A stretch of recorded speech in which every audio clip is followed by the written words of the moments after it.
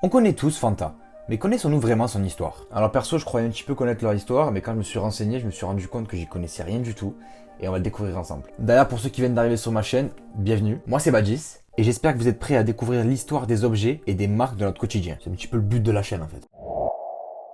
Avant de parler de Fanta, il est nécessaire d'introduire le sujet en parlant d'une autre boisson bien connue, le Coca-Cola. Alors promis, c'est pas une vidéo où on parlera de l'histoire du Coca, franchement ça m'intéresse pas du tout, mais les deux boissons sont extrêmement liées, donc pour parler d'une, il faut parler de l'autre. On est en 1933. À l'époque, le Coca est la boisson qui se vend le plus aux USA et en Allemagne. Ne me demandez pas pourquoi, j'ai cherché partout. Je sais pas, je comprends pas. Alors normal que ce soit la plus vendue aux États-Unis, mais en Allemagne, je sais pas. Dites-moi si vous avez des idées en commentaire. L'histoire commence donc en 1933 quand le parti politique d'extrême droite allemand arrive au pouvoir et est chargé d'organiser les Jeux Olympiques d'été en Allemagne. Alors vous l'avez compris, c'est les nazis qui doivent organiser les Jeux Olympiques. Pour l'instant, pas de problème, on est en 33, le parti politique nazi n'est qu'un parti politique. Et c'est Coca-Cola qui sponsorise les Jeux Olympiques. Alors vous imaginez bien le coup de com', les Jeux Olympiques ça a toujours été quelque chose de fou.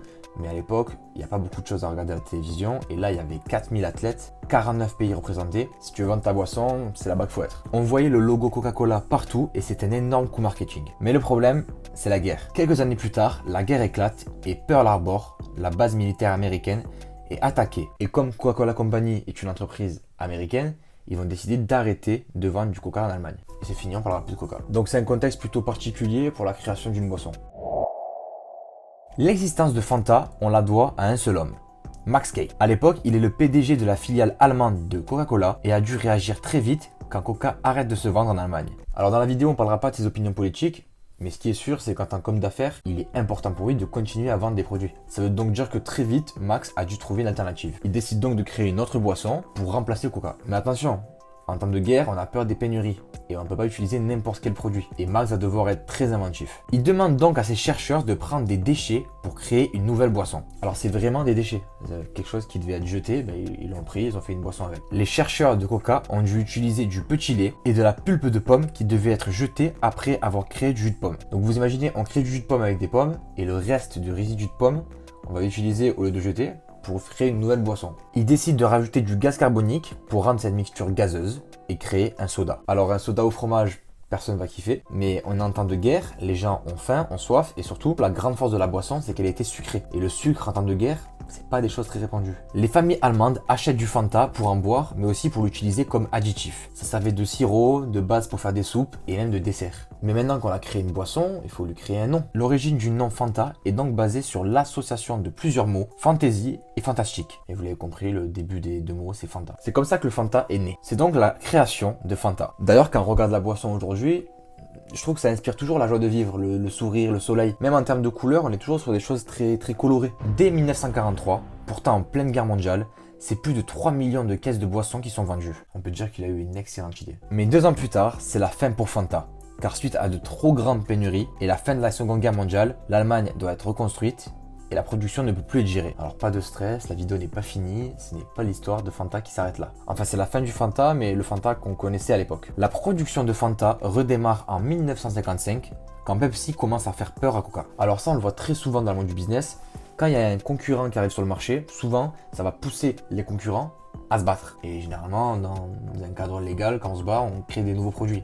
On essaie d'être plus attractif, on baisse les prix. Et là, Coca, à l'époque, ils n'avaient pas grand chose à faire à part créer une nouvelle boisson. Oui, parce qu'à l'époque, le seul Coca qui existait, c'était le Coca rouge. Coca a dû se réinventer. Ça paraît fou, hein, on dirait que c'est une blague, mais c'est quelque chose de fou de devoir recréer une autre boisson. C'est un peu comme si il y a un concurrent d'Apple très sérieux qui arrive sur le marché, et Apple devait créer une nouvelle innovation, je sais pas, un robot Apple par exemple. Coca-Cola décide donc de ressortir des placards le projet Fanta en améliorant la recette. Oui, la guerre est finie depuis 10 ans, les pénuries, il n'y en a plus trop. Donc fini le fromage et les pommes et on va utiliser des vrais fruits. Et c'est à Naples, en Italie, que la boisson à l'orange fut inventée avec des oranges de la région. Donc pour ceux qui sont d'origine napolitaine, vous pourrez dire que c'est grâce à vos oranges que le Fanta a été créé. On se rend pas compte, mais vraiment il y a énormément de sucre dans du Fanta. Par exemple dans cette bouteille, il y a 32 grammes de sucre. Pas là pour faire de la prévention au niveau du sucre, je dis juste que c'est très compliqué de créer une boisson avec 32 grammes de sucre en pleine guerre mondiale. Aujourd'hui, la marque Fanta est l'une des boissons les plus consommées au monde. Depuis 2017, la bouteille Fanta s'est vue attribuer un nouveau look,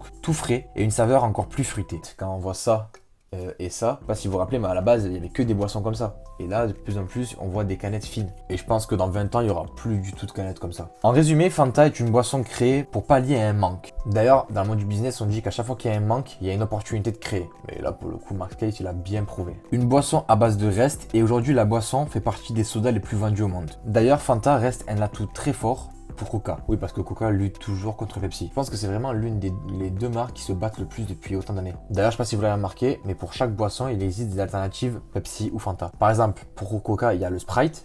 Et bien pour Pepsi, il y a le 7-Up. Pour Coca, il y a Nestea. Et pour le Pepsi, il y a le Iced Tea, le Lipton quoi. On se rend pas compte, mais aujourd'hui, il y a encore des guerres en termes de marques. Et Fanta reste un atout très fort, notamment pour les jeunes. Fanta, souvent, même dans les pubs, on le voit beaucoup. C'est l'une des boissons qui plaît le plus aux jeunes. C'est l'une des marques qui met le paquet sur la communication et les défis, avec par exemple une variété de goûts inconnus. D'ailleurs, je vous l'ai montré tout à l'heure, cette canette par exemple, on sait pas à quoi c'est exactement. Et dans certains pays, ça a créé un engouement où des gens se mettaient à déguster à l'aveugle pour savoir quel goût il y avait. Bon, après, dans les ingrédients, il y a marqué patate douce, carotte et cerise.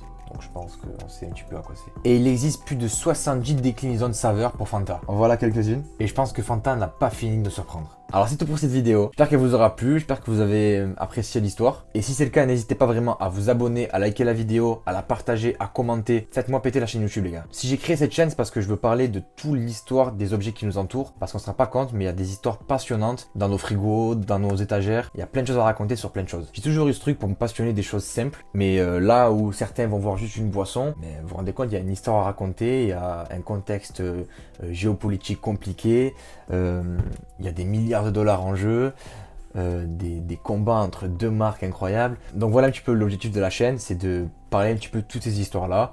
N'hésitez pas à me suggérer des idées de vidéos. Par exemple le Fanta, on me l'a suggéré. À l'heure où je fais cette vidéo, on est à peu près 368. Je me suis donné l'objectif des 10 000 cette année et je compte bien l'obtenir avec vous. Sur ce, moi c'est Badgis et je vous dis à très bientôt pour de prochaines vidéos.